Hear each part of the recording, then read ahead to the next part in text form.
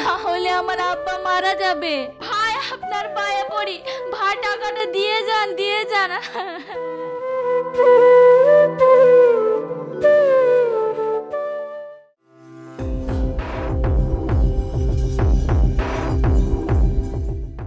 চল চল চল, আমার ব্যাগটা চুরি করে নিয়ে পালিয়ে গেল। চোরটাকে ধরো, ওকে ধরো।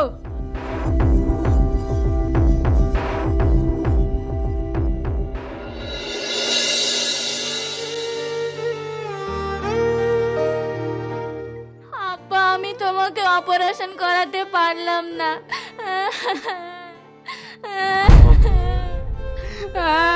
আব্বা গো।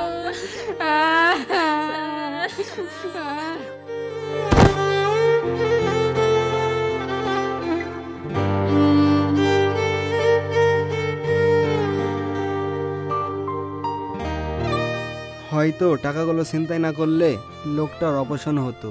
সব দোষ আমার। একটা পরিবার আমার জন্য শেষ হয়ে গেল। আজ থেকে আমি আর চুরি করব না। যাই, ব্যাগটা মেয়েটাকে ফেরত দিয়ে আসি।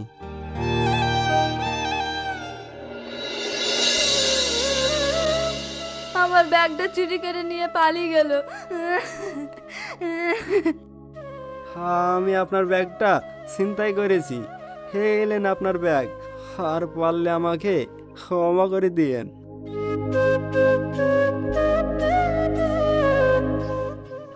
আমি কালকে গিয়ে তার কাছে ক্ষমা চাবো আর সব কিছু খুলে বলবো। ও যা শাস্তি দেবে সব মাথা পেতে নেব।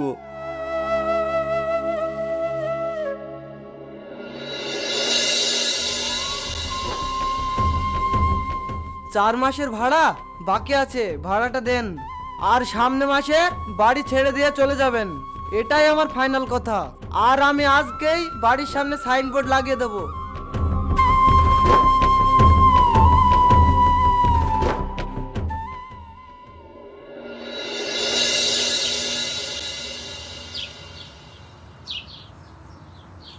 আসসালামু আলাইকুম মুরব্বি, আপনার সাথে বাড়ি ভাড়া নিয়ে কিছু কথা বলতাম।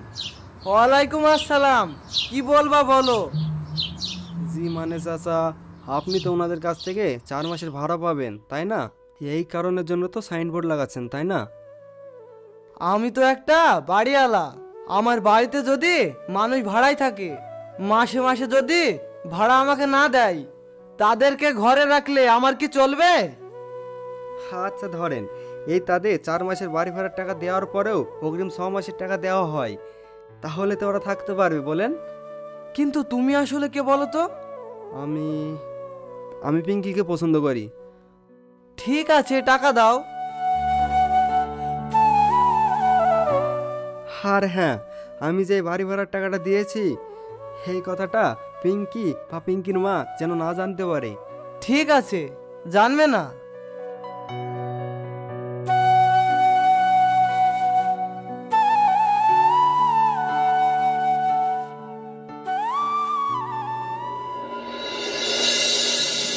স্যার, আসতে পারি? হ্যাঁ, ভিতরে এসো, বসো। আর কি বলবা বলো। পিঙ্কির বাবা মানে রহমান চাচা এখানে কাজ করতো, তাই না স্যার? হ্যাঁ, রহমান ভাই আমাদের এখানে পিয়নে চাকরি করত। আর শুনলাম যে রহমান ভাই কদিন আগে মারা গেল। স্যার, আমার একটা কথা রাখবেন। রহমান চাচা যেই পদে চাকরিটা করতেন, আমাকে যদি ওই পদে চাকরিটা দিতেন তাহলে খুব ভালো হতো। রহমান ভাইয়ের চাকরিটা কাউকে না কাউকে দিতেই হতো। আর তুমি আসাতে ভালোই হলো, আমাকে আর কষ্ট করে লোক খুঁজতে হবে না। তাহলে তুমি কালকে থেকে কাজে লেগে পড়ো। স্যার, আমার একটা আবদার রাখবেন? হ্যাঁ বলো, তোমার কি আবদার? স্যার, মানে এই চাকরির বেতনের টাকাটা আমার দরকার নেই। স্যার, আমার এই বেতনের টাকাটা পিঙ্কির পরিবারকে পাঠালে খুব ভালো হতো। রহমান ভাই তোমার কে হয়? রহমান চাচা আমার কেউ হয় না, কিন্তু পিঙ্কিকে আমি অনেক ভালোবাসি। কিন্তু স্যার, আমি এই বিপদের সময় আমার ভালোবাসার মানুষের পাশে দূর থেকে হলেও থাকতে চাই। আর হ্যাঁ স্যার, পিঙ্কি বা পিঙ্কির পরিবার কোনোভাবে যেন জানতে না পারে এটা আমার ইনকামের টাকা। তারা যেন জানতে না পারে। তারা যেন জানতে পারে তাদের বাবা ফান্ডে কিছু টাকা রেখে গিয়েছিল, প্রত্যেক মাসে সেখান থেকেই টাকা পাই। সত্যি তোমাদের ভালোবাসা দেখে আমি মুগ্ধ হলাম। আমি দোয়া করছি যে তোমাদের ভালোবাসা যেন জয়ী হোক।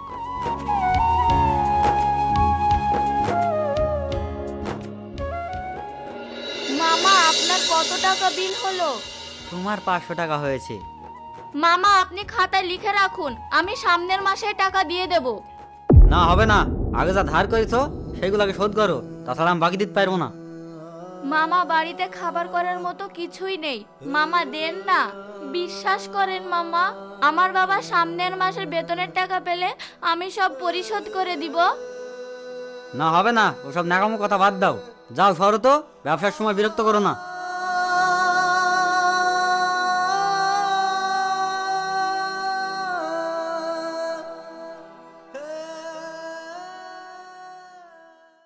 মামা, ওই মেয়েটা এভাবে মন খারাপ করে চলে গেল কেন? আর বলো না তো, আগের বাকি টাকা পরিশোধ করতে পারছে না, তার উপর দেওয়া বাকি চাইছে। মামা, ওনাদের আগেকার কত টাকা বাকি আছে? ওই 1000 খানিক মতন হবে। হেলেন সে বাকি 1000 টাকা। আরে দেখেন 5000 টাকা ধরেন, চাল ডাল যা লাগবে আপনি পুষিয়ে দিয়ে আসবেন। ঠিক আছে। আমি যে এইসব জিনিসগুলো দিলাম ওরা যেন জানতে না পারে।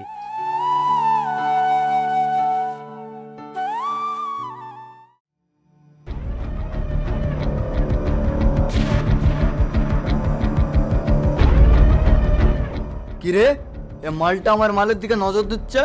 বস, মালটাকে দেখছি ভাবিকে সব কিছুই দিছে, ঘর ভাড়া টাকা, চাল ডাল যা যা প্রয়োজন সবই তো দিছে।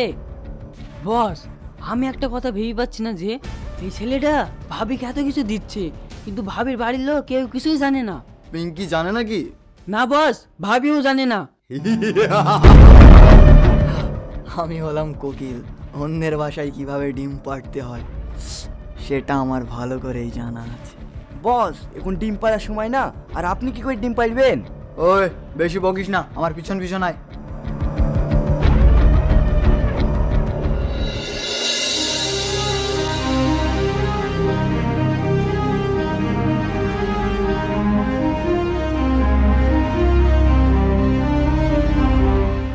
দাঁড়ান মামা দাঁড়ান, এসব কে পাঠালো?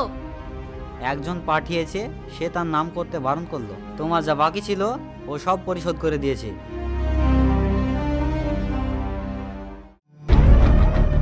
আসসালামু আলাইকুম খালাম্মা, ভালো আছেন তো? আপনার মেয়েটাকে আমার খুব পছন্দ, আপনার মেয়ের সাথে আমি বিয়ে করতে চাই। মা, আমি এই গুন্ডাকে বিয়ে করতে পারবো না, ওকে চলে যেতে বলো। দেখেন খালাম্মা, আপনার এই বাড়ি ভাড়ার টাকা আর মাসে মাসে যে স্বামীর টাকাটা পান সে টাকাটা আমিই দিই। এবার দেখেন খালাম্মা, আপনার মেয়েকে ভালোভাবে বোঝান, আর যদি না বোঝে আমি আপনাদের পিছনে খরচ করছি ওই খাতা কলমে 10 লাখ টাকা মতো হবে। এবার দেখেন আপনারা যা ভালো বোঝেন।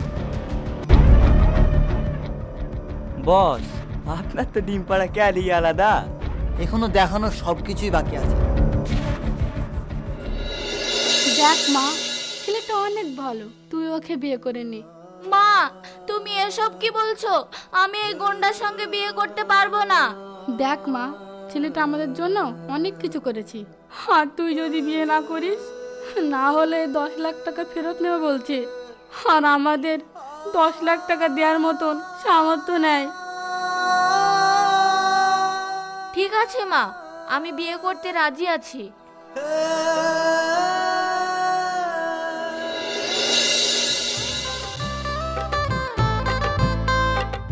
আগামী শুক্রবার আমার মেয়ের পিঙ্কির বিয়ে, আপনি অবশ্যই করে বিয়েতে আসবেন। আলহামদুলিল্লাহ, যে ছেলেটা আপনাদের সব সময় বিপদে আপদে পাশে দাঁড়িয়েছে সেই ছেলেটা নাকি? হ্যাঁ ভাই, ওই ছেলেটা আমাদের জন্য অনেক কিছু করেছে। ভাই, আজকে তাহলে আমি আসি, আর আপনি বিয়েতে অবশ্যই করে আসবেন। ইনশাল্লাহ অবশ্যই যাব। হ্যালো শহীদুল, তুমি আমার অফিসে এসো, তোমার সাথে একটা জরুরি কথা আছে।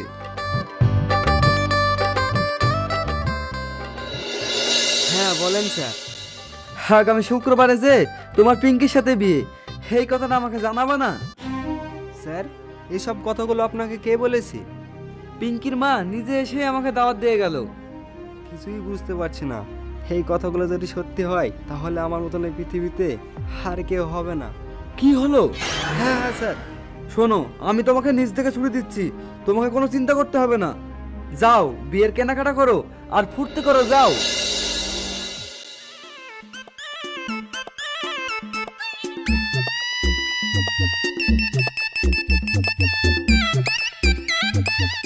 আপনি কি বুঝে শুধু বিয়ের মত দিয়েছেন?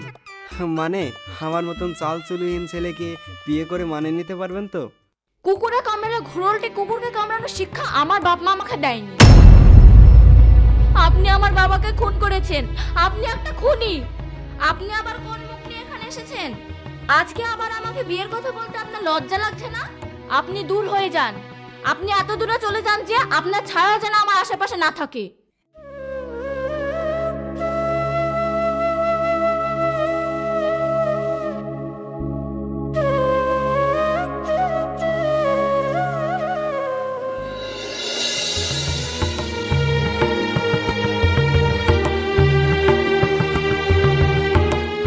পিঙ্কির পাশে এই ছেলেটাকে? ওর সাথেই তো পিঙ্কির বিয়ে। পাত্র হিসাবে তো শহীদুলের থাকার কথা। আমার মনে হয় আপনার কোথাও একটা ভুল হচ্ছে। ভুল আপনার হয়েছে। শহীদুল আমাদের অফিসে পিয়নের চাকরি করে, তার সারা মাসের কষ্টের উপার্জনের টাকাটা তোমাদের জন্য পাঠায়, আর সেই টাকা দিয়ে তোমাদের সংসার চলে। আর আমি তো আপনাদের বাড়ি ছাড়ার নোটিশ দিয়ে দিয়েছিলাম। আর ওই শহীদুল আপনাদের বাকি 4 মাসের ঘর ভাড়ার টাকা দিয়ে দিয়েছে। ও আগামী 6 মাসের টাকা অগ্রিম দিয়েছে। আমি বুঝতে পেরেছি আপনারা কোন শহীদুলের কথা বলছেন। সেই শহীদুলের কারণে আমার বাবা মারা গেছে। মারে, মানুষের হায়াত মত সব ওপর আল্লাহর হাতে থাকে। তিনি প্রত্যেকটা মানুষের হায়াত মত নির্ধারিত করে রেখেছে। তোমার বাবার হয়তো এই পর্যন্তই হায়াত ছিল। শহীদুল আসলে যেটা করেছে ভুলই করেছে। সেই ভুলের মাসুল দেওয়ার জন্য, তোমার এবং তোমার পরিবারের পাশে থাকার জন্য দূর থেকে আপ্রাণ চেষ্টা চালিয়ে যাচ্ছে।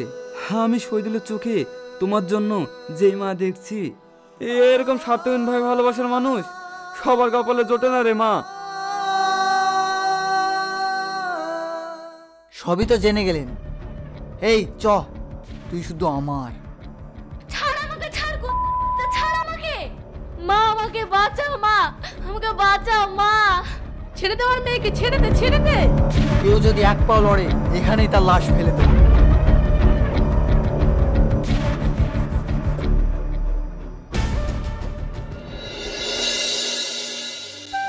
আমার এই জীবন রাখতে চাই না। আমার জন্য পিঙ্কির বাবা মারা গেল। আমার এই জীবন আর রাখতে চাই না।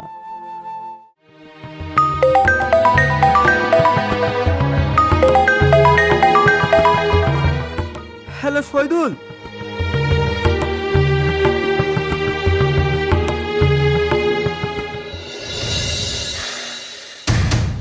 আমার মধ্যে কি এমন নেই যে তুই আমাকে বিয়ে করবি না? থু, তোর মতো গুন্ডার সাথে কে বিয়ে করবি? আমি বেঁচে থাকলে তোর সাথে কোনোদিনই বিয়ে করব না। আমি তো ভেবেছিলাম তোর সাথে আগে বিয়ে করব। এখন দেখছি তোর সাথে ফুলসজ্জাটা আগে করতে হবে।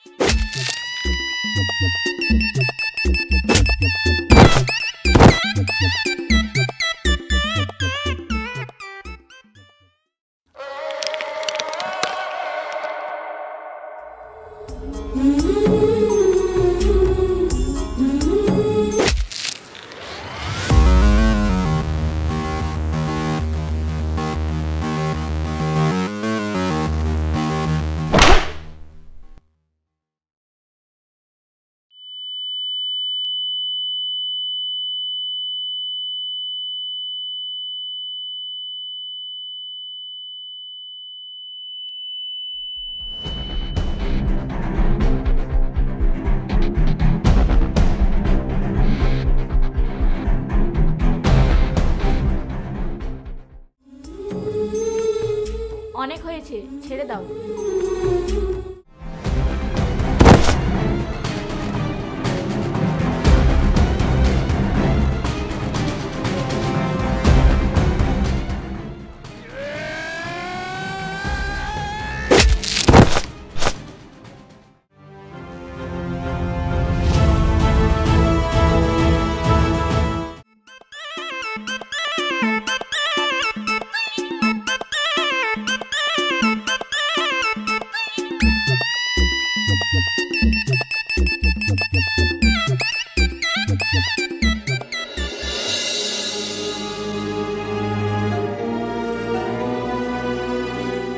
আমার জন্য তোমার বাবা মারা গেল, ফলে তুমি আমাকে ক্ষমা করে দিও।